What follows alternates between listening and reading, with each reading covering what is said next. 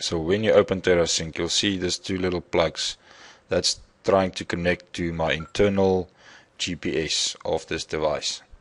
And once it connects, you'll see the little satellite icon and the number of satellites you're tracking at the moment. So I'm not tracking anything yet. If you use this device for the first time, you'll see it might take about 5 or 10 minutes before it starts tracking satellites. So just leave it outside. Make sure you have nice open sky above you. You're not underneath trees or next to big buildings and those sort of things that can block satellites. Make sure you open, and then you'll see, there we go. I'm starting to track satellites. I've got 4 at the moment. You can see on your sky plot more or less where they are and more or less your accuracy. You can see it's coming down 23 meters, 22. So the more satellites you start to track, you'll see your accuracy will get better with time. So in Terrasync, you've got these menus. If I click on the top here, you have these 5 basic menus in Terrasync. So it will always open under status, and underneath this menu, if you're in status, you'll see at the bottom there's other menus that you can access for the status. Then this is your other menus. I'm not going to go into that now. I'm just going to take you to, if I click on status, I'm going to go to setup. Just to show you, setup is all your settings in Terrasync. Just to take you through the basic settings that you might want to go and change in Terrasync. So once you've changed this, you'll never have to go in here again and change it every day. Once you've set it to these settings, then it will stay like this unless you go and change it yourself. So the first one, I'm just going to go into logging settings. You'll notice that you've got this keypad on Terrasync or on your device. You can access it by clicking on this little keyboard icon. So if I click on it, it will take it away. If I click on it again, it brings it up. So I'm just going to take you through some of the basic settings here. The first one, your accuracy settings. This is just a display for this 2 little arrows here you see on the top.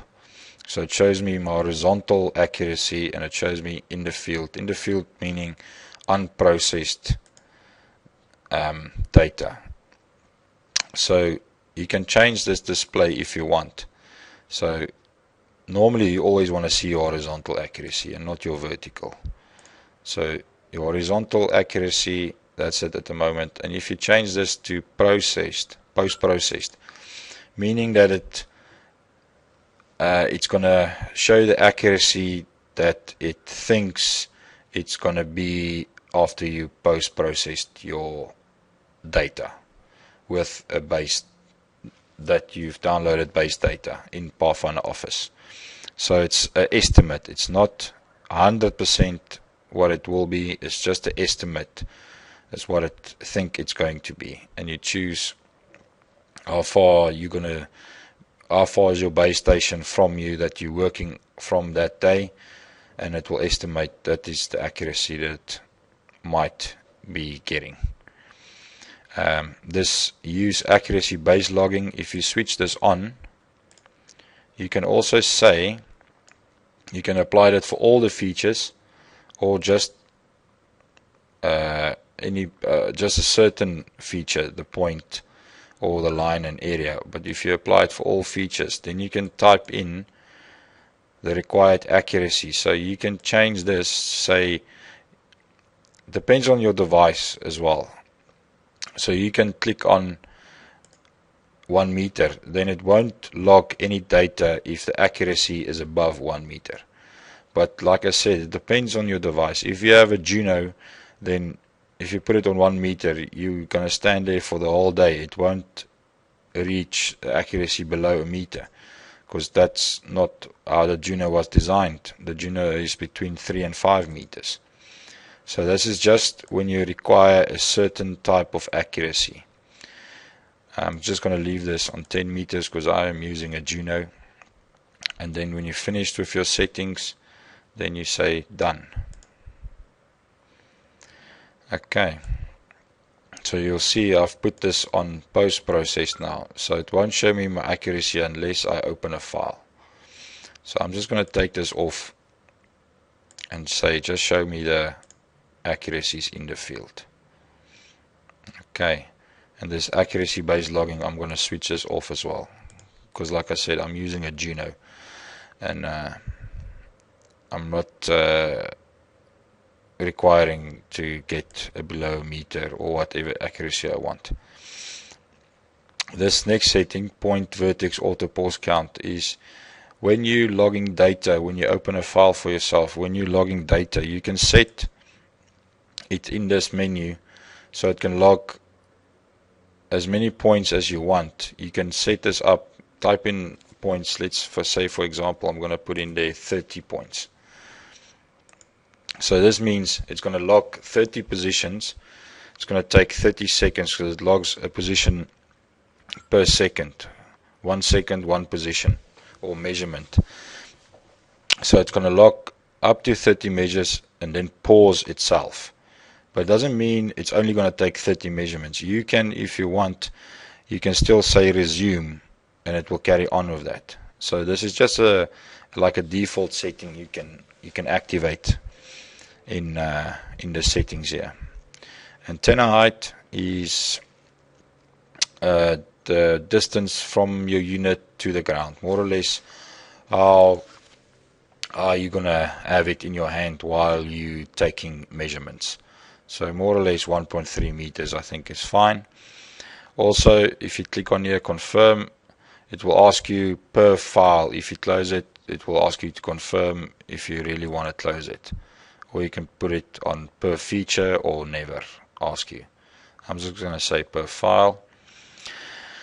Then also the type, this is your antenna type. So whatever unit you're using is the one that if you're using a Geo Explorer, you must select this on Geo Explorer internal, or Nomad, you select Nomad internal. But this is the Juno that I'm using, so it's Juno internal. Okay. There's nothing you need to do under the part number. Then I'm say done. Let me go down. Then allow positions update. You can leave it on yes, or you can put it on confirm. So it will ask you if you want to update the positions. Then also confirm end feature. I'm going to say yes. So after you've taken your positions, you can, before you close it, it will ask you to confirm. This file name prefix, so it will add anything you type in here. At the moment, if you leave it like this, R, it will have R and then the date and the time that it will put in for you automatically before you open a file. But you don't have to use that. You can delete it and you can put in any file name that you want. I'll show you when we open a file. Also with waypoints files, the same story. Okay, and then the type between feature logging, you can switch this on. What this means is if you measure a feature in the field and you close that feature and then you walk to the next point that you want to take, it will log however you tell it to log, every 1 second or every 5 seconds. It will still take a point. They call it breadcrumbs. So you can see when you download your data, all the little points between the features that you've taken. So you can switch this on or off. It depends on you. I'm going to take it off. And then that's it for this logging settings. And you say done. Now also, okay, in GNSS settings or GPS settings, like on some older devices, this is only where you can choose your port that you're using. This is the port for the internal GPS, of your device. If this is on a different port or not on the correct port, then it won't connect to your GPS here, unless you have an external device that you're using. Then you have to go and select the device that you're using, a serial cable or Bluetooth but in this case we're just using the internal. So by default it should be on the correct port. You shouldn't have to go and change anything here unless you're using an external device. This is where you'll come and change it. So you make sure it connects to external device and not your internal. But in this case we're using the internal GPS, so you want it to connect to the internal, and then we say done. Real-time settings is if you're using devices like a Pro XRT that you get OmniStar corrections, you'll go in here and you'll change your real-time settings, set it up so you can get a real-time correction in the field. But we're not getting it with our little handout Juno here. So I'm not going to go into your real-time settings. What we're going to do is we're going to go collect features in the field and then come back, download it, and then process it. For real-time, you get the real-time correction immediately in the field. Coordinate systems.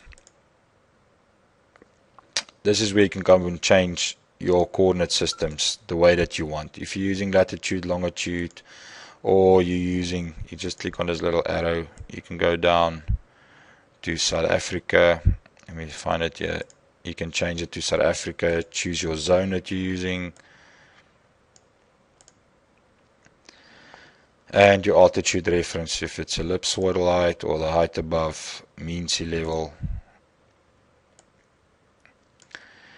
and your altitude units, meters. You can change this any way that you want.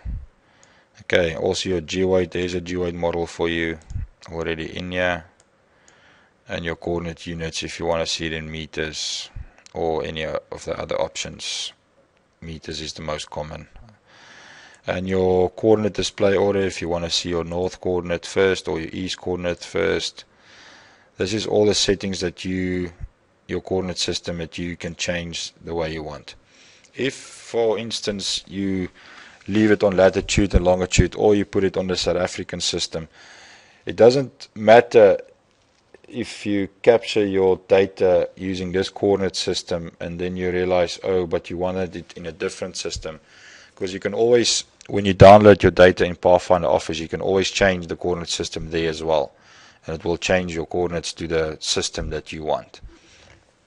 So it doesn't matter if you choose something different here and then afterwards realized that you didn't want it in that system or coordinate system. So you can change it afterwards in Pathfinder Office. Okay, so that's it for your coordinate systems. I'm just going to say done, or let me change it back to latitude, longitude as it was, just to show you that you can change it. Put it on north first again, and then I say done. Units, this is where you'll change how do you want your units to be displayed. So your distance units, in South Africa we like to see meters and square meters. By default all this will be set up for you, but you can go and change this if you want. And then you say done. And that's it for all your settings.